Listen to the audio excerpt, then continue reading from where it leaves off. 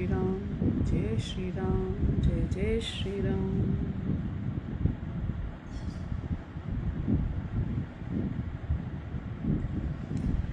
कैसे हैं आप सभी? बढ़िया, अच्छा लग रहा है? मुझे तो बहुत अच्छा लग रहा है, और जो कमेंट्स आ रहे हैं वो भी बहुत अच्छे आ रहे हैं, तो इसलिए और ज़्यादा अच्छा लग रहा है। तो चलिए शुरू करते हैं। पहले ओम। ओम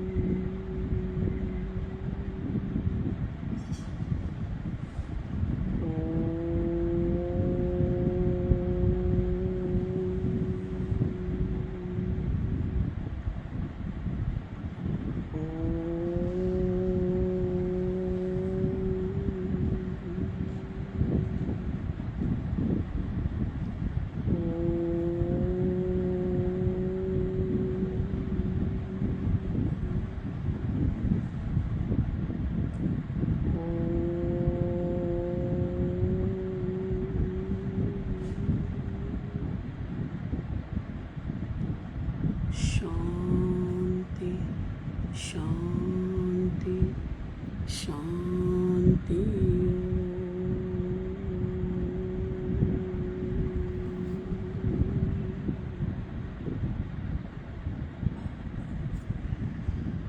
चलिए जल्दी से थैंक यू, पूरी प्रकृति को थैंक यू, हर एक बंदे को थैंक यू, सभी को thank you. Thank you God, thank you God, thank you God, thank you God, thank you God, thank you God, thank you God, thank you God, thank you God, thank you God, thank you God, thank you thank you thank you. शुक्रिया शुक्रिया शुक्रिया, धन्यवाद धन्यवाद धन्यवाद।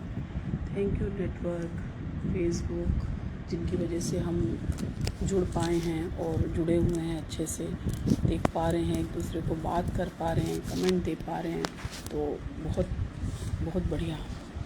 तो thank you तो बनता ही है।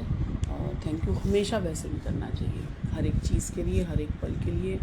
प्रभु की बहुत बहुत असीम कृपाओं के लिए थैंक यू। और जब हम थैंक यू बोलते हैं ना, तो अगले बंदे के अंदर ऐसे लगता है कि एक तो जो कर रहा है उसको बहुत अच्छा लगता है, और जिसको हमने दिया है और खुशी से दिया है, तो जैसे स्वाद भी बहुत बढ़ जाता है, कृतार्थता बढ़ जाती है, स्नेह बढ़ जाता है। और जब हम किसी को गिव एंड टेक करते हैं ना, ऐसे दिया और लिया और बहुत प्यार से, जैसे कोई हमारे घर में आता है, हम स्माइलिंग फेस करते हैं, तो उसके अंदर भी ऑटोमेटिकली स्माइल आ जाती है। कोई रोता है तो हम भी रोने लग जाते हैं। तो अच्छे से ही हम जब करेंगे तो दूसरे के अंदर ऑटोमेटिकली, तो हम दूसरों को नहीं बदल सकते, अपने को बदल सकते हैं। तो हम अपने को अच्छा रखें और बदलें, तो हमारे साथ जो भी होगा ना, वो बहुत अच्छा होगा। ऐसे क्या था कि एक बार एक भक्त था, और वो भगवान के मंदिर में जो है देखते देखते जैसे बहुत भाव विभोर हो रहा था, उन्हें देख रहा था, कभी उनके सामने ऐसे कर रहा था, कभी झुक रहा था, कभी मतलब कुछ कुछ हरकतें कर रहा था। तो जो पंडित जी थे वो, उन्होंने पूजा अर्चना करी, और प्रसाद, खीर का प्रसाद था। तो उनको लगा कि वो थोड़ा एबनॉर्मल है, या वो नहीं लेगा, या जो भी उनके मन में आया हो। तो उन्होंने ना सब लोगों को प्रसाद दिया, लेकिन उसको नहीं दिया। लेकिन उसको पता भी नहीं था कि प्रसाद बटा क्या है, क्यों, तो वो अपने ही इंटरनली भगवान के साथ इतना जुड़ा हुआ था कि उसे महसूस ही नहीं हुआ कि मैं यहाँ पे प्रसाद वितरण भी हुआ है। ये वो और भगवान एक थे उस समय। तो लेकिन पंडित जी को जो चीज़ समझ में आई, भगवान जैसे कहते हैं ना, भगवान का कैमरा कभी बंद नहीं होता, कभी ऑफ नहीं होता, कभी ख़राब नहीं होता, सब कुछ दिख रहा है उन्हें। हमें आगे का दिख रहा है, लेकिन भगवान को चारों ओर का दिख रहा है। तो उन्होंने क्या किया कि जब वो प्रसाद वितरण करके भगवान को शयन करा के चले गए, तो भगवान ने उन्हें जो है सपने में बोला कि तुमने सबको खीर का प्रसाद बांटा, लेकिन जो मेरा एक भक्त बाहर बैठा था और जो ऐसी हरकतें कर रहा था, उन्होंने याद दिलाया कि कौन। तो कहने लगे नहीं, मैंने तो सबको बांटा है। कहने लगे नहीं, तुमने एक व्यक्ति को, एक भक्त को प्रसाद नहीं दिया, और तुम अभी जाओ और खीर का प्रसाद उसे भी दे के आओ। उसने कहा अब रात को मैं आपको सुला चुका, अब मैं कहाँ से खीर बनाऊंगा और फिर आपको भोग लगाऊंगा और फिर उसे दूंगा, और वो पता नहीं कहाँ से आया था। तो उन्होंने कहा नहीं, वो जहाँ से आया था वो तुझे डायरेक्शन मैं दूंगा, लेकिन और खीर भी तुम्हें बनानी नहीं पड़ेगी। तुमने कितने दोने रखे थे? उसने कहा 12। तो उसने कहा तुमने 12 दोने रखे थे, लेकिन अभी 11 का वितरण हुआ है, एक दोना अभी भी मेरी जेब में रखा हुआ है। तो वो हैरान हो गया, ऐसे कैसे? उसने कहा नहीं, तुम जाओ, और तुम जो उन्होंने गमछा पहना हुआ था उसमें जेब होती है, और उस जेब में एक दोना रखा हुआ है, मेरी जेब में वो दोना रखा हुआ है, और तुम निकाल, दरवाज़ा खोलो और वो दोना निकालो और उसको दे के आओ।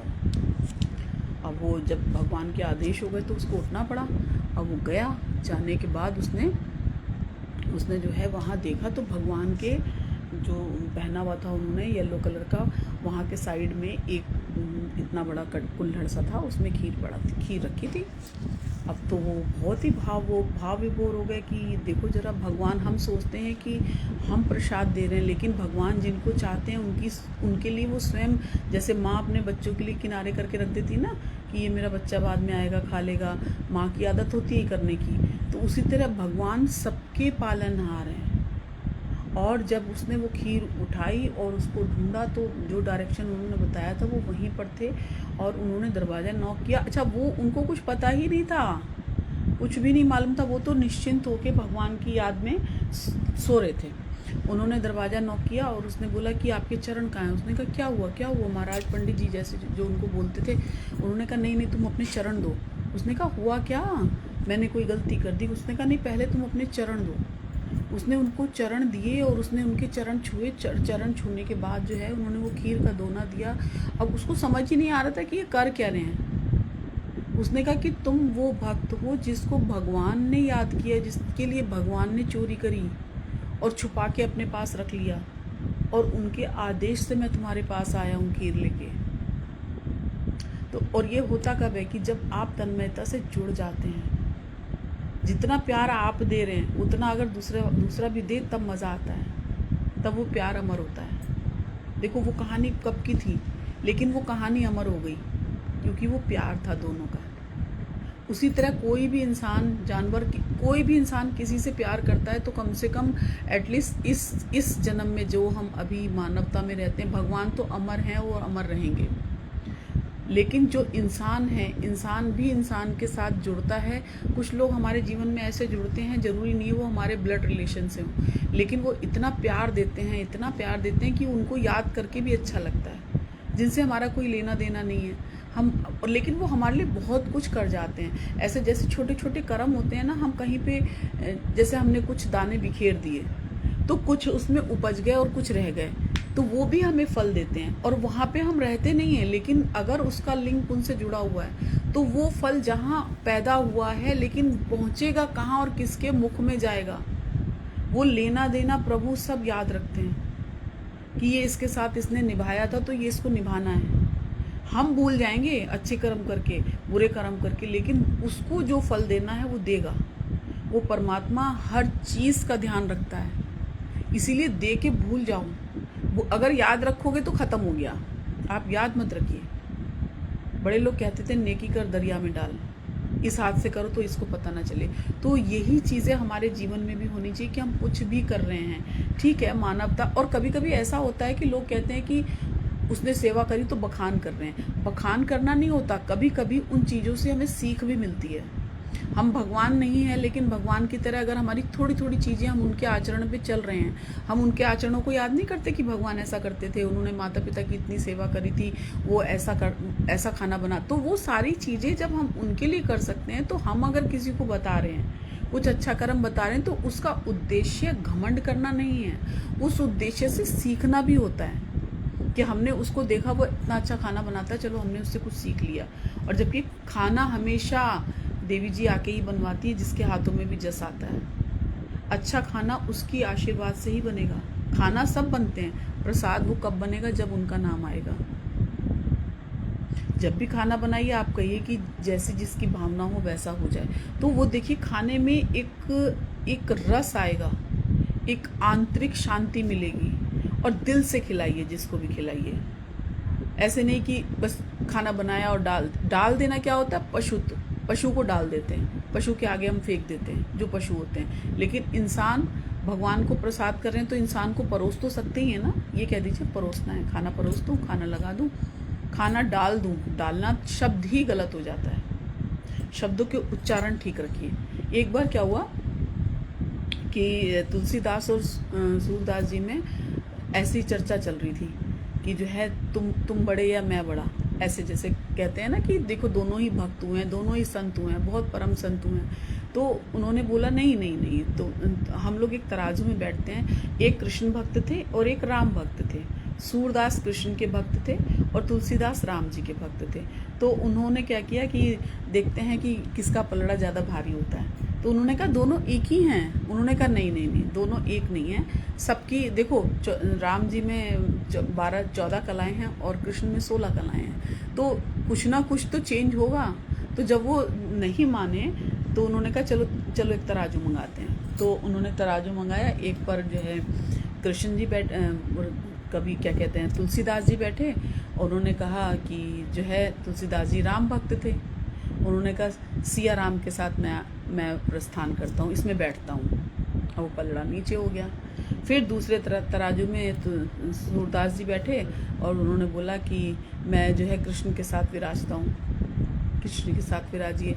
तो उनका जो सूरदास जी का पलड़ा था वो नीचे हो गया। पहले तो अप डाउन हुआ और फिर जो है उनका पलड़ा नीचे हो गया। तो उनको लगा कि ये जब ये दोनों एक हैं तो बराबर होना चाहिए, बराबर होना चाहिए, फिर ये ऊपर नीचे कैसे हुआ। तो उसने कहा कि कुछ ना कुछ तो गड़बड़ है। उन्होंने कहा गड़बड़ कुछ नहीं है, आपने क्या संबोधन किया। उसने कहा मैं सिया राम के साथ बैठता हूँ। तो वहाँ पे हो गए 3, माता जानकी, राम जी और तुलसी, 3 हो गए। और यहाँ पे सूरदास जी ने बोला कृष्ण के साथ मैं बैठता हूँ, राधा रानी को भूल गए, तो उनका पलड़ा थोड़ा डाउन हो गया। तो वहाँ पे जहाँ पर भी ज़्यादा लोग बैठेंगे या ज़्यादा कोई भी चीज़ बाहर होगा वहाँ का ज़्यादा। तो उन्होंने बोला कि अब है दोनों एक ही, लेकिन कभी कभी एक भक्ति के लिए या प्रेम के वशीभूत कुछ ऐसी चीज़ें घटित होती हैं जिससे हम बहुत सारी चीज़ें सीखते हैं। जबकि है राम कृष्ण भी एक हैं और राधा और जानकी मैया भी एक ही हैं। जैसे एक बार क्या हुआ कि अकबर ने बीरबल से पूछा कि अज्ञान क्या है, अज्ञान क्या होता है। उसने कहा अरे सरकार आप बहुत क्वेश्चन करते हैं, मैं बहुत थक गया हूँ। और मुझे 4 दिन की छुट्टी चाहिए और मैं 4 दिन बाद आके आपके प्रश्न का जवाब दूंगा। उन्होंने कहा ठीक है, डन। ऐसे करके वो चले गए। अब बीरबल यहाँ से निकले, उनके राज्य से इधर बाहर निकले और एक मोची बैठा था। उस मोची को बोला कि एक जो है चप्पल का जोड़ा बनाओ। उन्होंने कहा कितना साइज़ होना चाहिए, क्या होना चाहिए? उसने कहा कैसा भी बनाओ, लेकिन इसमें हीरे मोती जड़ना और उसकी जो सिलाई है वो सोने और चांदी के तारों से करना। अब उन्हें समझ में नहीं आ रहा था कि रीज़न क्या है, लॉजिक क्या है। उन्होंने कहा तुमको जैसा कह रहे हैं, और उन्होंने उसके बदले में उसको स्वर्ण मुद्राएं दी और जो है दो दिन के अंदर उसने वो जूती बना के दे दी। अब बीरबल ने क्या किया, बीरबल ने उसका एक जो पीस था वो तो फेंक दिया मस्जिद में और एक ले गया अपने घर में। अब जब सवेरे वहाँ पे मौलवी साहब जब वहाँ नमाज पढ़ने के लिए जब अंदर एंट्री किए तो देखा वहाँ एक जड़ाऊ इतनी सुंदर वो जो है चप्पल पड़ी हुई है, और लग रहा था किसी नॉर्मल बंदे की तो है नहीं, क्योंकि नॉर्मल चप्पल तो नॉर्मल होती है। तो उनको लगा कि नॉर्मल तो नहीं है, लेकिन कुछ इसमें विशेष है। और जब उनको ध्यान से देखा गया तो उसमें देखा गया कि सोने की तार, चांदी की तार, हीरे मोती लगे हुए हैं। तो वो बहुत शॉक्ड हो गया। उसने कहा ये किसी बहुत दिव्य आत्मा की या किसी राजा, किसी ऐसे मतलब भगवान की है। ऐसे लगा कि कुछ देवी देवता या उनकी है। तो उन्होंने क्या किया कि उसको उठा के मस्जिद में ले गए और 4 लोगों के बीच में चर्चा करी। और जब चर्चा करी तो उन्होंने कहा नहीं, ये किसी देव्य ही पुरुष का या ईश्वर का प्रतिरूप था, उसका एक चप्पल है। तो सबने उनको प्रणाम करना शुरू कर दिया। तो प्रणाम करना शुरू किया। उसके बाद धीरे धीरे ये चीज़ राजा के पास गई, और राजा के पास गई तो राजा ऑटोमेटिकली ऐसी चीज़ें राजा के पास ही जाती हैं। तो जब राजा के पास गई तो राजा को भी लगा कि ये तो बहुत दिव्य चप्पल है। तो उसने उस चप्पल को अपने पास रखा और उसको एक पूजा स्थान में ले जाके वहाँ पे वो कर दिया कि ऐसी चप्पल किसी इंसान की नहीं हो सकती, ये तो ईश्वर की है और उन्हीं की कोई स्पेशल कृपा हुई है जिसकी वजह से ये चप्पल मेरे पास आई है। अब 4 दिन हो गए। 4 दिन बाद बीरबल आया, बहुत उदास होके आया, बहुत ही उदास होके। तो उसको लगा कि उसने राजा ने पूछा क्या हुआ तुम्हें, उसका जवाब नहीं मिला, ज्ञान क्या है? उसने कहा नहीं, पहले तो वो शांत रहा। फिर उसने कहा अच्छा रुको मैं तुम्हें ना एक चीज़ बताता हूँ। तुम्हारे 4 दिन जले गए थे तो उसके बीच में कल ये ऐसी घटना घटी है कि मेरे पास जो है ये चप्पल आई है और इसका एक ही पीस आया, दूसरा पीस मेरे पास नहीं आया, लेकिन ये किसी दिव्य पुरुष या ईश्वर की है, ईश्वर या तुल्य भगवान की है। तो उसने कहा अरे अरे अरे अरे अरे, ये चप्पल तो मेरे पूर्वज की है और मैं इसी की खोज की वजह से मुँह उदास करके बैठा हुआ हूँ, ये आपके पास कैसे आई? तो उसने कहा तुम्हारे पास, तुम्हारी है? उसने कहा हाँ, ये मेरे फोरफादर, और अपना मतलब बताने लगे कि वो तो मेरे, और कहने लगा अच्छा इसका दूसरा पीस कहाँ है? उसने कहा हाँ मेरे पास है, क्योंकि वो तो अपने घर पहले ही ले गया था। तो उसने उसको ले जाके दिखाया तो वो सेम का सेम था, जो राजा के पास था वही बीरबल के पास था। उसने कहा यही अज्ञान है कि हम सुनी सुनाई बातों पे यकीन करते हैं। कोई उल्लू बनाता है तो उल्लू बन जाते हैं। वहाँ पर आप अपनी बुद्धि का इस्तेमाल करें, थोड़ा सा तो दिमाग लगाएं। कि कोई भी, अगर एक बार क्या हुआ कि एक इंसान ना ऐसे ऊपर देख रहा था, ऐसे ऊपर देख रहा था, दूसरा आया वो भी ऊपर देखने लगा, तीसरा आया वो भी ऊपर देखने लगा, चौथा आया, तो ऐसे करते करते भीड़ हो गई उस जगह पर। अब भीड़ होने के बाद क्या हुआ कि बहुत इतनी भीड़ हो गई कि बहुत देर बाद एक आदमी आया। उसने कहा यहाँ है क्या? उसने कहा पता नहीं, सब ऊपर देख रहे हैं, मैं भी ऊपर देख रहा हूँ। तो जो बहुत आगे जाके पता चला कि उसकी तो गर्दन ही ऐसी है। तो ये है इंडियन बंधु, जहाँ पे दिमाग नाम की चीज़ ही नहीं है। दिमाग नहीं लगाना, बस बेवकूफ़ी वाली बातें करनी है हमें। अपना दिमाग लगाइए, दिमाग है और उसको सही डायरेक्शन में लगाएंगे तो वहीं से ज्ञान भी निकलेगा, मोह भी वहीं से निकलेगा। हम लोग लेके बैठ जाते हैं किसी चीज़ को, जो आया है वो जाएगा, इसलिए मोह ना करें। हम प्रेम करते हैं तो कोई चीज़ चली गई तो उसको, और जाते समय उसको हमें, उसके प्रति हमें ईश्वर का नाम देना चाहिए कि वो जा रहा है तो उसको वहाँ स्थान मिले।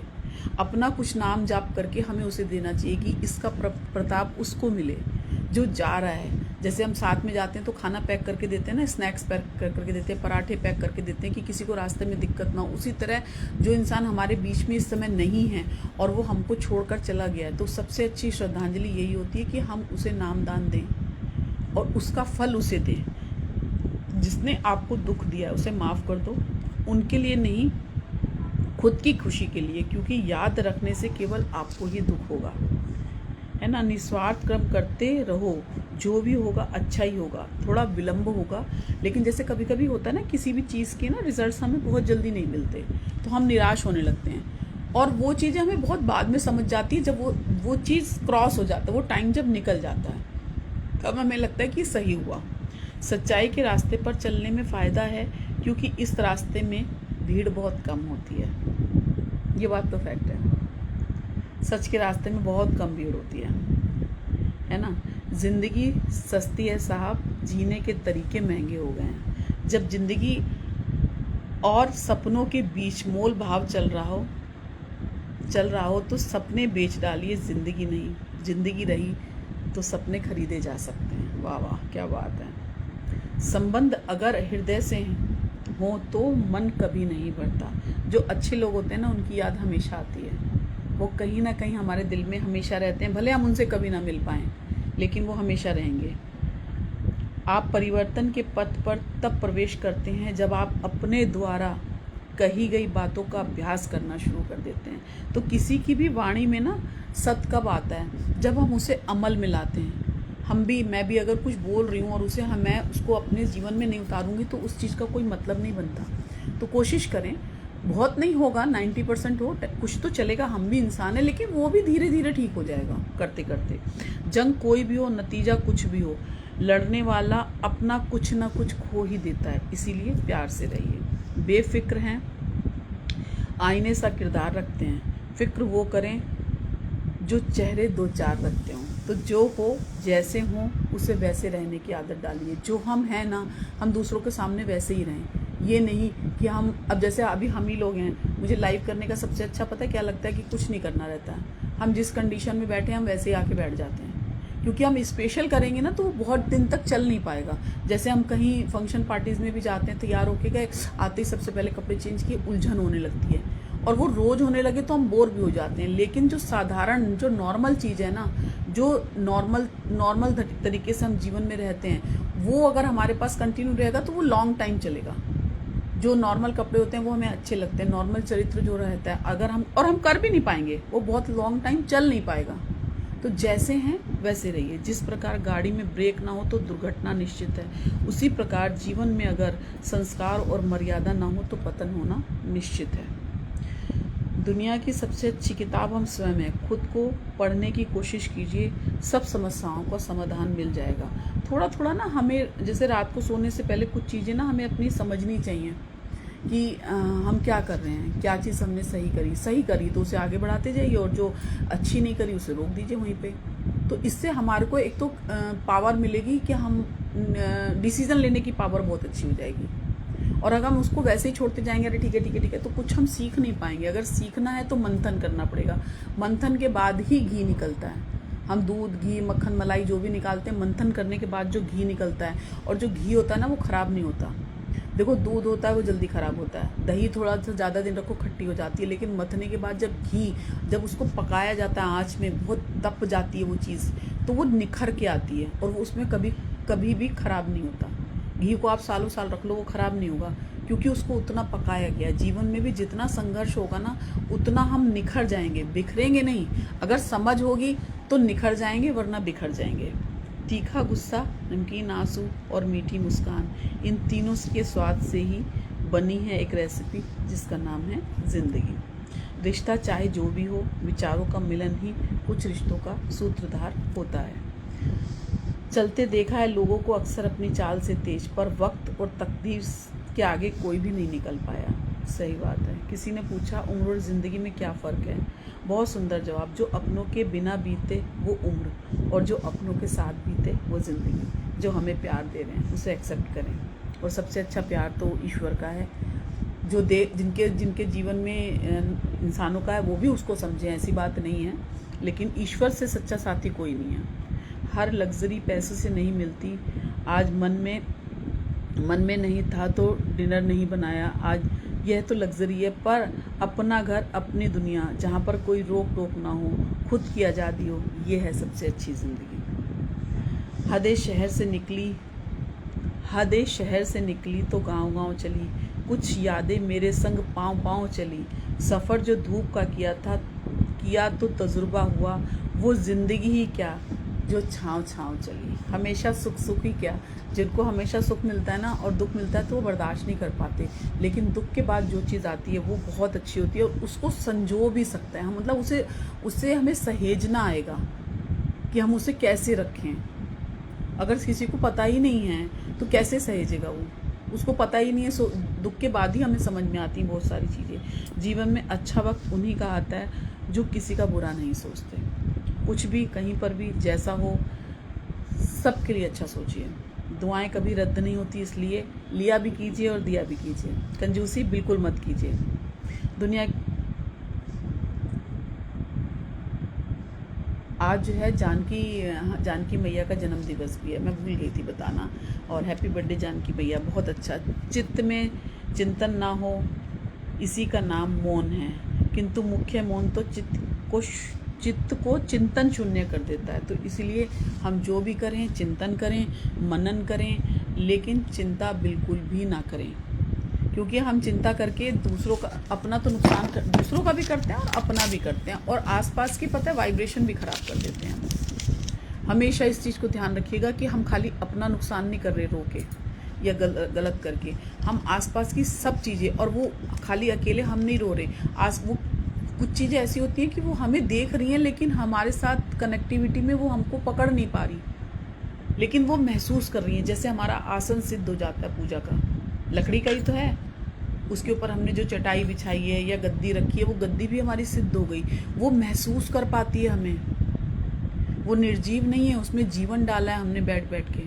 तो जो हमारे आसपास की चीज़ें हैं, हमारा टेबल, हमारी कुर्सी, हमारा पेन जिनसे हम लिखते हैं, हमारी सारी चीज़ें, उन सबको भी दुख होता है अगर आप दुखी होते हैं। इसलिए खुश रहिए, स्वस्थ रहिए, खूब अच्छे से एक दूसरे का ध्यान दीजिए, और अपने फ़र्ज से तो कभी भी मुंह मत मोड़िए।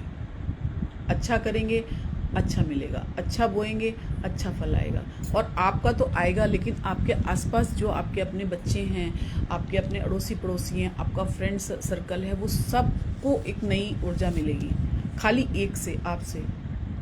तो आपको क्या बनना है? अकेले के लिए जीना है कि सबके लिए जीना है? सबके लिए जिए, लेकिन कुछ अच्छा कीजिए, कुछ अच्छा करते जाइए, आपको बहुत अच्छा लगेगा, आनंद मिलेगा और बहुत बहुत शांति मिलेगी। इसी के साथ सभी खुश हों, स्वस्थ हो, संपन्न हो, आनंद हो और बहुत बहुत सारी शांति हो।